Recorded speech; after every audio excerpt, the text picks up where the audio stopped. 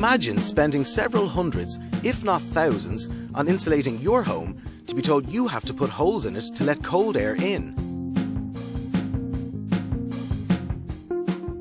Or imagine building a new home to new energy efficient standards, and again, the better it is, the more holes you are told to put in it. Well, this is exactly what people are being asked to do. So why? Let's explain. While we can't control the cost of fuel, we can control how much energy our buildings need. And the less energy our buildings need, the more people we lift out of fuel poverty, improve society and the environment. This common sense energy approach is what fundamentally drives increasing standards in new housing and national programs for improving our housing stock.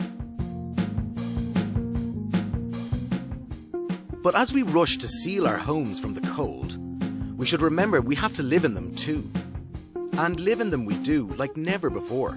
In fact, we spend up to 90% of our time indoors, where the indoor air quality can be many times worse than the air outside, causing a range of problems including respiratory illnesses. So we find ourselves in a dilemma. A bit of a tug of war, if you like, between closing up our homes to seal in the heat and opening them up to let fresh air in. Ventilation is basically the mechanism by which we do it. Take bad air out and let fresh air in. So what is bad air? Well, actually, it's mostly caused by us and the stuff we do.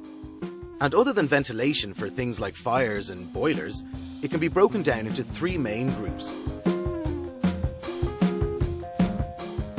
Moisture. That's cooking, washing, drying, and so on.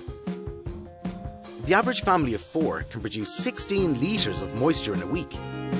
If the moisture is not dealt with, it condensates on cold surfaces, causing mould, which damages our home and proves an ideal environment for other nasties too.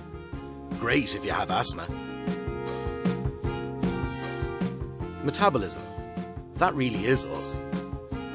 CO2 from breathing, which includes more moisture and of course odours.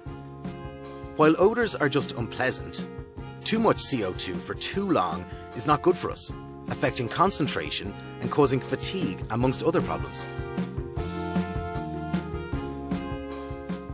VOCs. These are quite complicated and are basically chemicals that we don't really want about.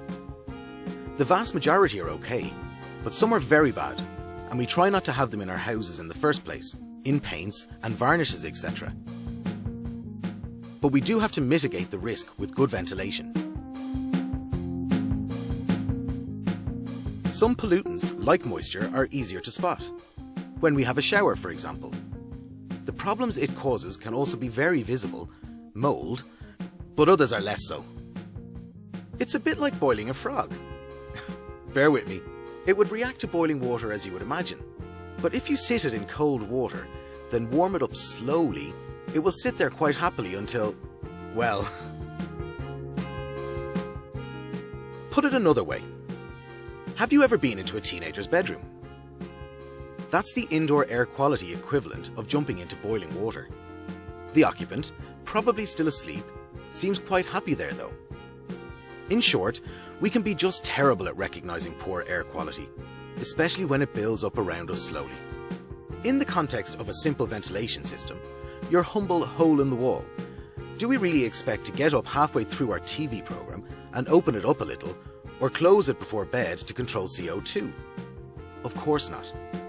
What we tend to do is, the first time we feel cold air coming in, we shut it, and often leave it that way. And herein lies the rub. Until now, we mostly got away with it because, well, so much of the air that came into our buildings got there through leaks. But as we build more airtight homes or seal up our old ones, we rely more and more on ventilation. So when we close a vent, or switch a fan off because it's noisy, how else will the air get in? Are we slowly turning ourselves into frogs?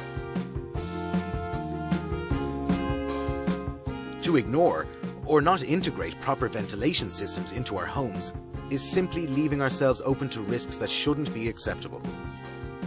Although a hole in the wall has its limits, there are now many better alternatives. Proper, well thought out ventilation secures good indoor air quality and provides a comfortable and energy efficient environment for us all to enjoy our homes.